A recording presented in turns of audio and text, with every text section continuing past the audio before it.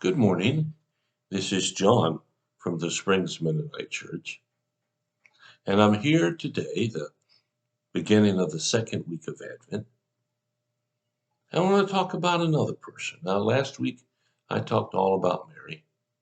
This week I'm going to talk about Elizabeth.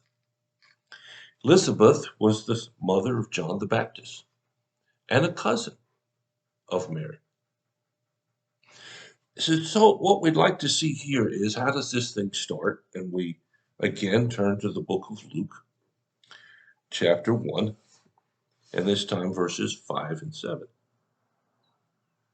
It says, in the days of King Herod of Judah, there was a priest named Zechariah, who belonged to the priestly order of Abijah. His wife was a descendant of Aaron, and her name was Elizabeth. Both of them were righteous before God, living blamelessly according to all the commandments and the regulations of the Lord. But they had no children, because Elizabeth was barren, and both were getting into their older years. Elizabeth counts, as a wise woman.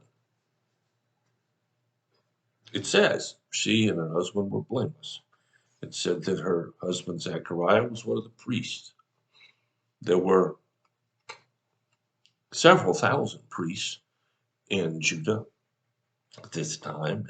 They rotated who worked when and in the temple, and we'll get to that part of the story later. But before we get there, let's start here, which is, who was Elizabeth? And apparently she'd been a godly woman her whole life. She'd done everything that God had wanted her to do, as far as we know. Now, granted, she's still human, and I'm sure there were a few times here and there that things weren't perfect. But yet one thing was really missing, and that was having children. Now, in today's world, a lot of people can't have children, biologically anyway. Of course, you can adopt children, and that's a whole nother matter. Just as an aside, I champion that cause. After all, I adopted 7, so something must be going on here. But in the days of Elizabeth and Zechariah, to not have a child was considered to be a punishment from God for something.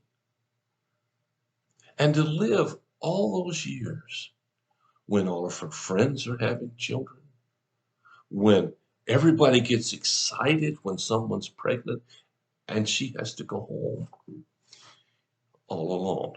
There's no baby. And now she's reaching the time when there doesn't look like there's any chances of it. And so today I want to focus on the topic of loneliness. Elizabeth had to have been lonely, in the sense that she couldn't have any children.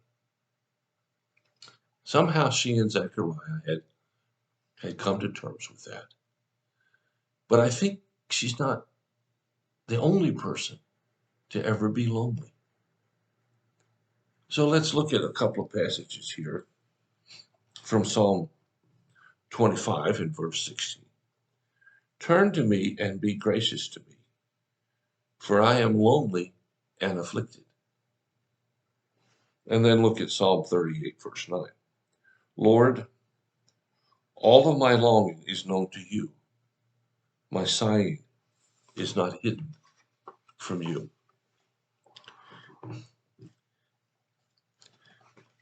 I hope none of you listening to me today, feels lonely. I don't know if that's true. There have been times in my life when I felt lonely. And those are not fun times. You try to keep a stiff upper lip, as the British would say, or keep your chin up, as a friend of mine would say. But it's just hard.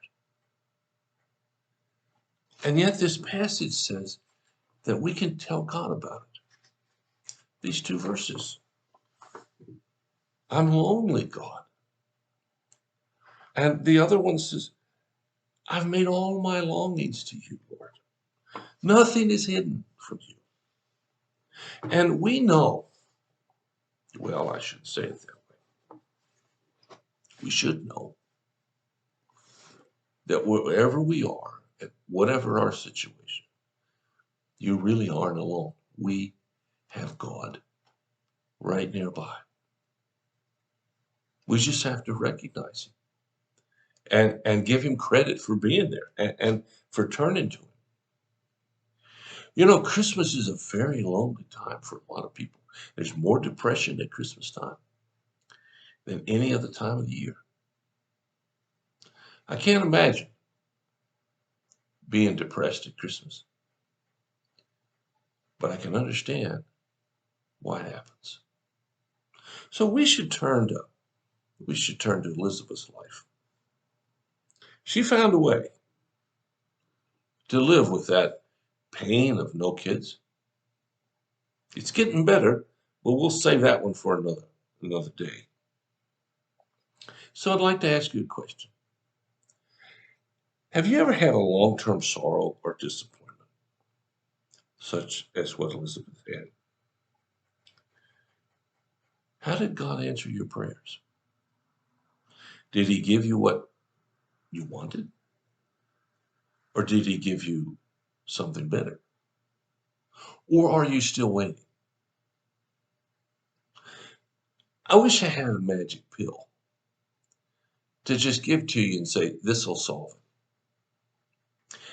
But actually, I do. You can't find it in the pharmacy. You can find it in your heart. And the magic pill is to invite the Lord into your life. Let him be the one who bears the burden. And ask him to encourage you. Now, that may not change the situation overnight.